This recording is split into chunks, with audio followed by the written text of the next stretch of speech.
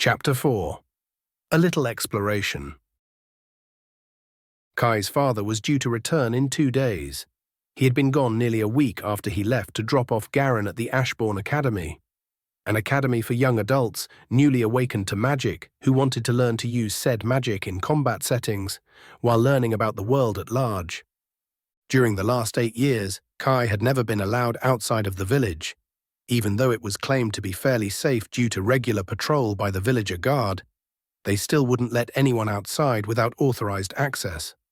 Thus, today he decided there was no better time to explore the area than while his father was away, and his mother was out. Besides, he wasn't planning on going far. He just felt trapped, needing to wait another 8 years until he could leave for the Magic Academy. First thing first, he had to somehow ditch his sisters and little brother.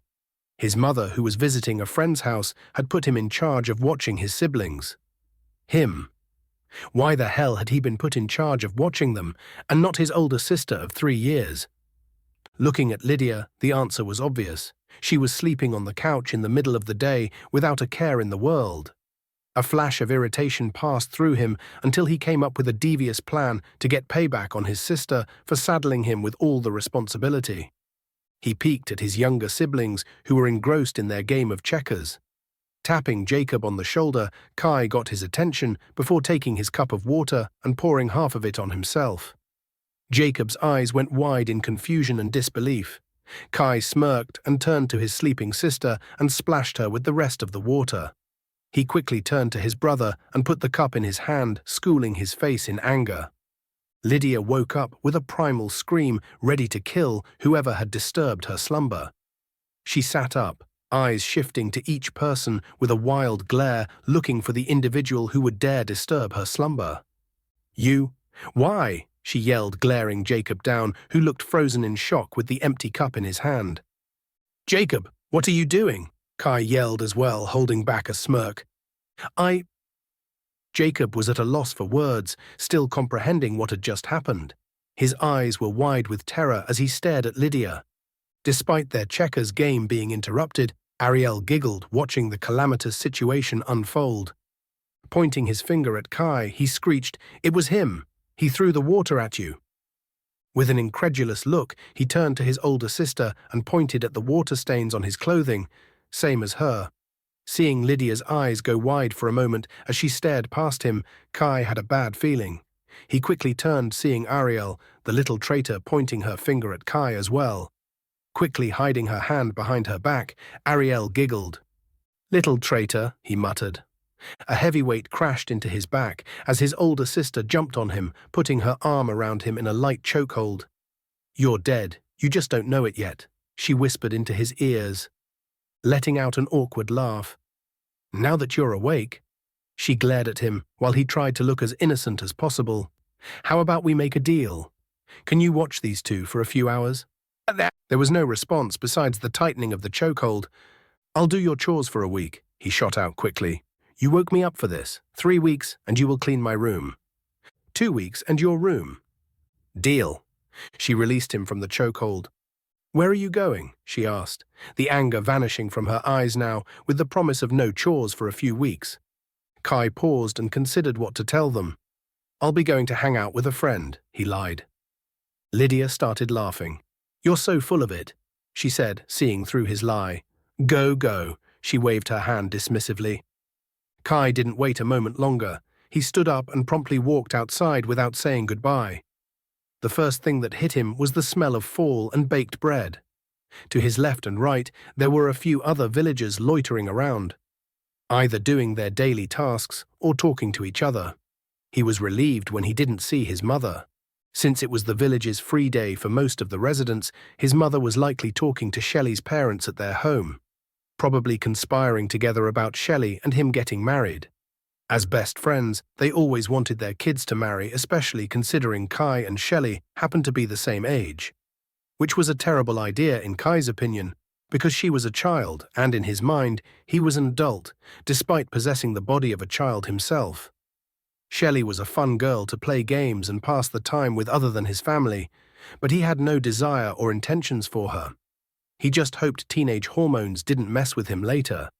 He was going to have to ask his father for help because his mother didn't know when to give up.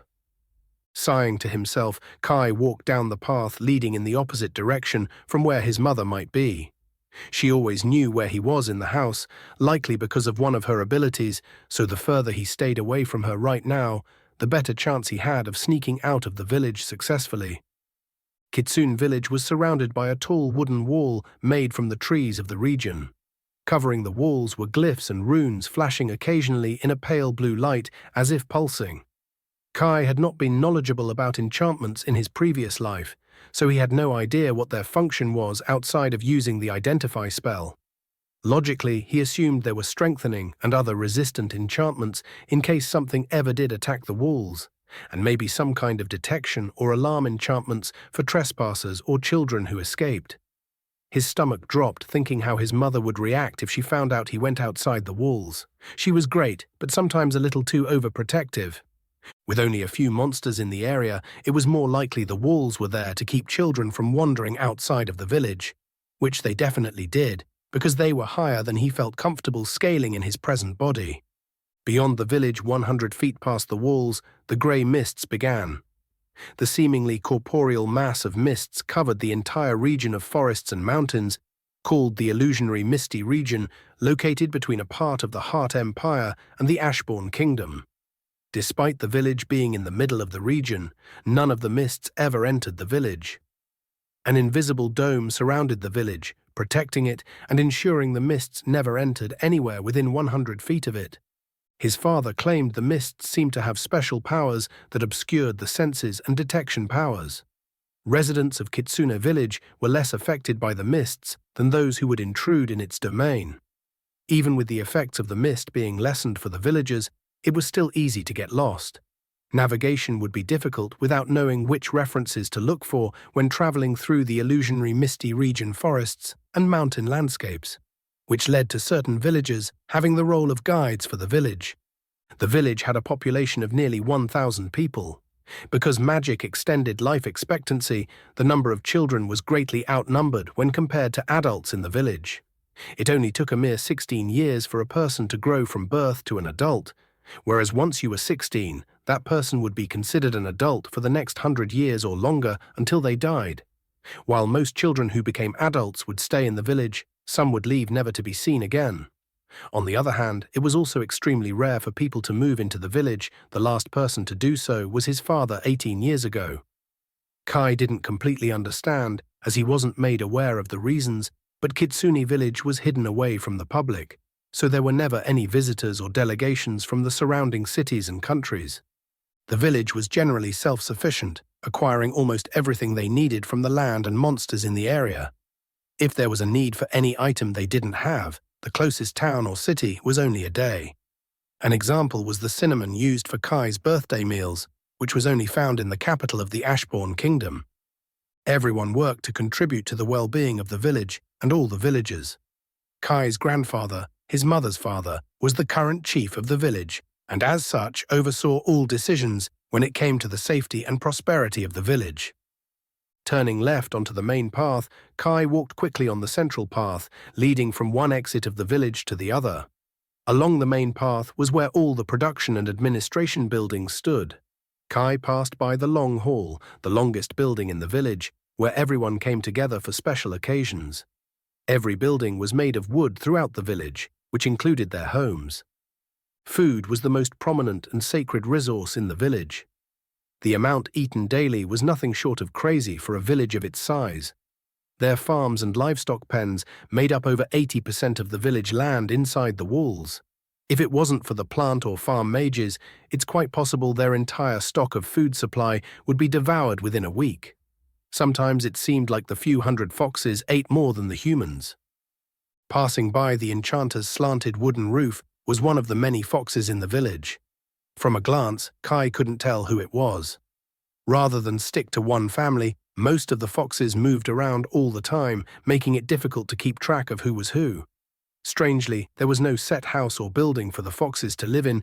It was just accepted they would stay wherever they wanted. He walked down the path with faux confidence, passing the only blacksmith in the village when a deep voice bellowed, "Kai!" Turning to where the voice originated, he saw a dark mountain of a man crouching underneath a doorframe as he left the smithy's building.